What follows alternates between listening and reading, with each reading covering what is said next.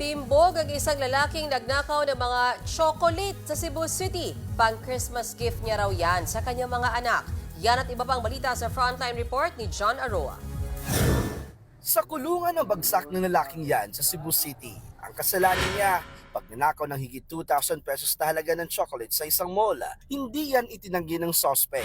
Depensa niya, nagawa lang niya magnakaw sa kagustuhang may ipang Christmas gift sa kanyang mga anak.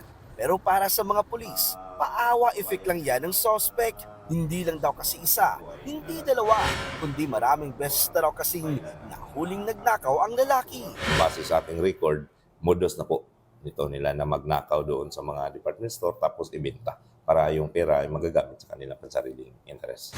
Hindi na nagpa-interview ang suspect, maharap siya sa kasong theft. Sa Mandawi City sa Cebu, sapul din sa CCTV ang lalaking ito na sinubukang buksan ang mga pintuan sa isang hotel. Hindi na nakunan sa video pero nakuha niya ang isang cellphone na trilo ng isang guest. Aabot sa 50,000 pesos ang halaga ng mga natangay na gamit. Sa investigasyon ng Mandawi City Police Office, nagpanggap muna na guest ang kawatan para makapasok sa hotel. Agad tumakas ang suspect matapos magnakaw at kasulukuyang tinutugis.